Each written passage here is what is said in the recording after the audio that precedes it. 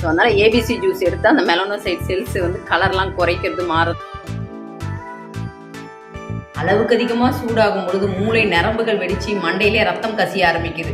அதுவே குளிர்ச்சி ஆகும்போது ரொம்ப குளிர்ச்சி அடைஞ்சிருச்சு அப்படின்னா இந்த பக்கவாதம், பேரலைசிஸ்.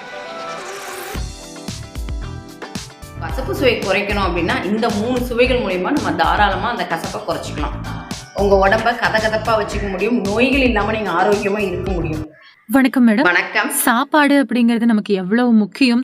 இயற்கையான உணவை சாப்பிட்டு நாம எப்படி நம்ம உடம்ப சரி பண்ணிக்கிறது, அது மட்டும் இல்லாம எது நல்ல சாப்பாடு, அதாவது சிறந்த உணவு முறை எது அப்படிங்கறது எல்லாத்தையுமே எங்களுக்கு நீங்க சொல்லியிருக்கீங்க.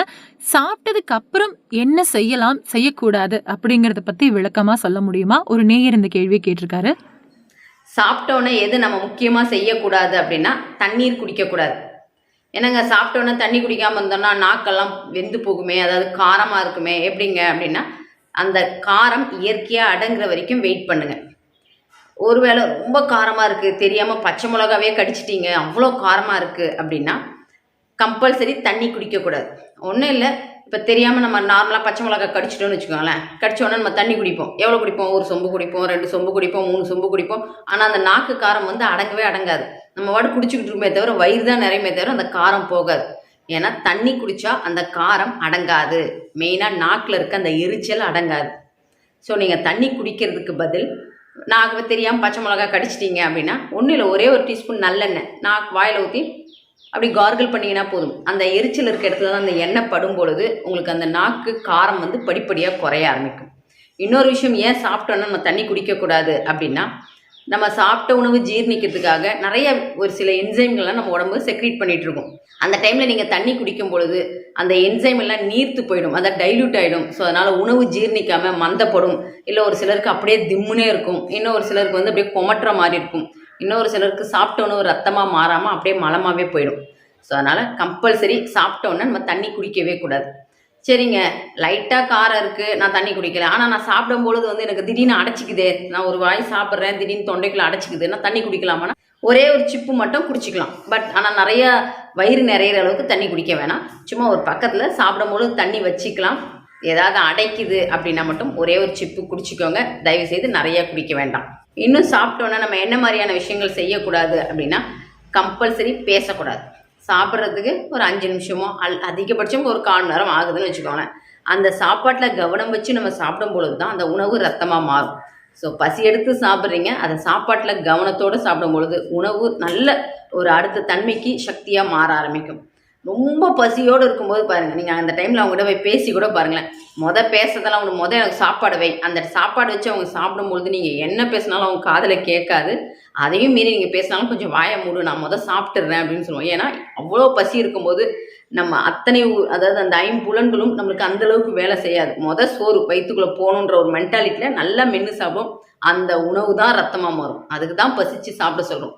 ஆனால் பசி இல்லாமல் நம்ம சாப்பிடும் பொழுது தான் சும்மா ஒரு பொழுதுபோக்காக பேசிக்கிட்டோ இல்லை டிவி பார்த்துக்கிட்டோ இந்த மாதிரி நம்ம சாப்பிடும் பொழுது உணவு அஜீர்ணமாக மாற ஆரம்பிச்சிடுது. இல்லை உணவே கெட்ட சக்தியாக மாறி அதுவே நம்மளுக்கு நோய் வரதுக்கும் காரணமாக இருக்குது. அதுக்கப்புறம் சாப்பிட்ட உடனே என்ன மாதிரியான உணவு எடுத்துக்கலாம் அப்படின்னா சாப்பிட்ட உடனே கம்பல்சரி ஒரு வெத்தலை எடுத்துக்கிறது நல்லது. ரொம்ப ஹெவி ஃபுட் எடுத்திருக்கீங்க நீங்கள், நிறைய நான் ஹெவியாக எடுத்திருக்கேன், அது நான்வெஜ்ஜாக இருக்கட்டும் இல்லை வெஜ்ஜாக இருக்கட்டும், ஹெவி ஃபுட்டு நல்ல திம்முன்னு சாப்பிட்டேன், ரொம்ப எனக்கு பிடிச்சிருந்தது, நல்லாவே சாப்பிட்டீங்க அப்படின்னா கம்பல்சரி ஒரு வெத்தலை எடுத்துக்கோங்க. அந்த வெத்தலையோட கொட்டைப்பாக்கு நார்மல் பாக்கு இல்லை, கொட்டைப்பாக்கை இடித்து அதில் கொஞ்சம் வச்சு சாப்பிடும் பொழுது நீங்கள் சாப்பிட்டோன்னு சீக்கிரமாகவே ஜீர்ணிக்கும்.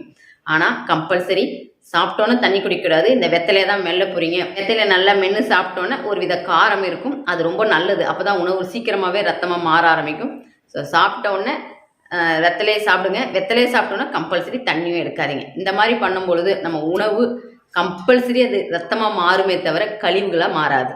கசப்பு சுவை உடம்புல அதிகமாயிடுச்சு அப்படின்னா அதை எப்படி குறைக்கிறது அப்படின்னு ஒரு நேர் கேள்வி கேட்டிருக்காங்க.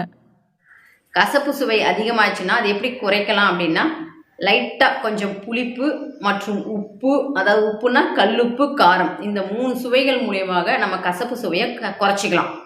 இப்போ இந்த கசப்பு அதிகமாக இருக்கும்பொழுது, அதாவது பாவற்காயெல்லாம் குழந்தைங்க விரும்பியே சாப்பிட மாட்டாங்க, ஐயோ கசக்குது வேணாம் அப்படின்னு சொல்லுவாங்க. அப்போ பெரியவங்க அதுக்கு குழந்தைங்களுக்கு எப்படி கொடுப்பாங்கன்னா வெறும் மிளகாத்தூளும் உப்பை போட்டு நல்லா கலக்கி வறுத்து கொடுப்பாங்க. குழந்தைங்க விரும்பி சாப்பிடுவாங்க ஸ்நாக்ஸாகவே. இன்னும் ஒரு சிலர் வீட்டில் குழம்பு வைப்பாங்க, அதாவது பாவற்காய் வச்சு புளி, தக்காளி, ப்ளஸ் மிளகாய்த்தூள் உப்பு போட்டு கொடுக்கும்போது அந்த கசப்பு கம்மியாக இருக்கும். இன்னும் ஒரு சிலர் வந்து குழம்பு பிடிக்காதவங்க பொரியல் மாதிரி பண்ணுவாங்க. பொரியலையும் தக்காளி மிளகாய்த்தூள் உப்பு போட்டு தான் கொடுப்பாங்க. அப்படி சாப்பிடும் பொழுது அந்த கசப்பு சுவை குறையும். ஸோ கசப்பு சுவை குறைக்கணும் அப்படின்னா இந்த 3 சுவைகள் மூலிமா நம்ம தாராளமாக அந்த கசப்பை குறைச்சிக்கலாம். ஆயில் மசாஜ் பண்றதுனால நமக்கு என்ன விதமான நன்மைகள் கிடைக்குது அப்படின்னு ஒரு நேயர் கேட்டிருக்காங்க. அதை பத்தி முழுசா விளக்கமா சொல்றீங்களா? ஆயில் மசாஜ் வந்து ரொம்ப ரொம்ப நல்லது. அதை ஏன் எடுக்கிறோம் அப்படின்னா மெயினாக நம்மளுடைய தலைகளில் இருக்க நரம்புகள் ஒரு வித கதகதப்பாக இருக்கணும். அளவுக்கு அதிகமாக சூடாகும் பொழுது மூளை நரம்புகள் வெடித்து மண்டையிலே ரத்தம் கசிய ஆரம்பிக்குது. அதுவே குளிர்ச்சி ஆகும்போது ரொம்ப குளிர்ச்சி அடைஞ்சிடுச்சு அப்படின்னா இந்த பக்கவாதம் பேரலைசிஸ் வர்றதுக்கும் ரொம்ப முக்கிய காரணமாக இருக்குது. ஸோ அதனால் ஆயில் மசாஜை கம்பல்சரி வாரத்தில் 2 நாள். ஏன்னா நல்லா வெயில் அடிக்க ஆரம்பிச்சிடுச்சு.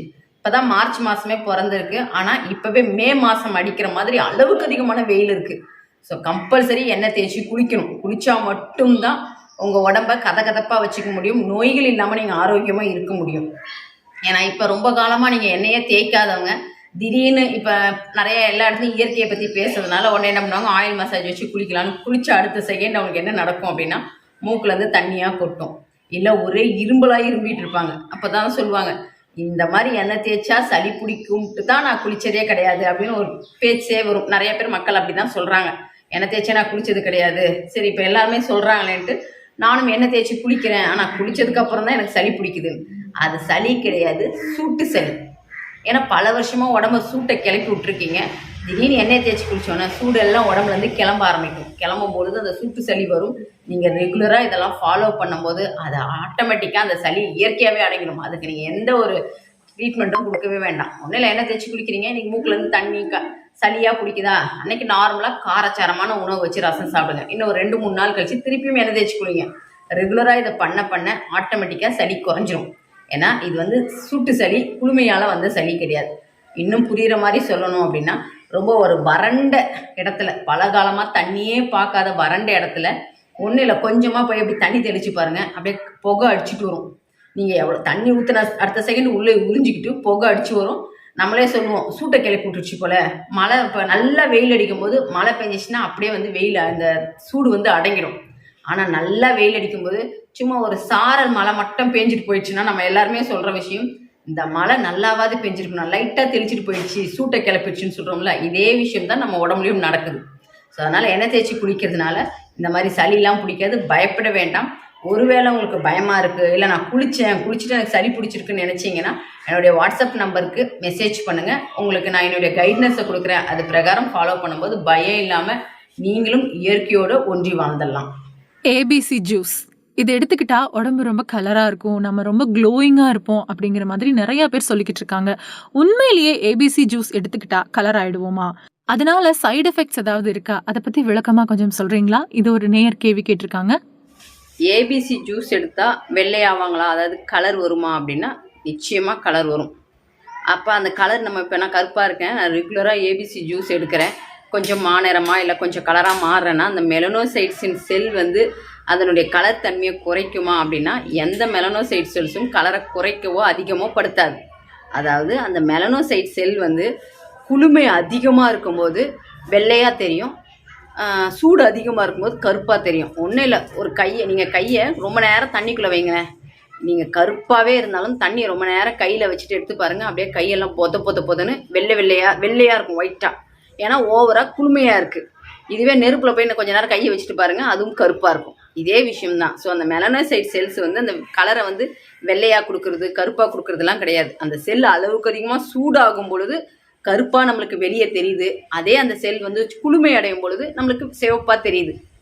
அப்போ ஏபிசி ஜூஸ் குடித்தா ஏன் நம்மளுக்கு வந்து அதாவது நம்ம ஒயிட்டாக இருக்கிறோம் அப்படின்னா ஏபிசின்றது ஆப்பிள், பீட்ரூட், கேரட்.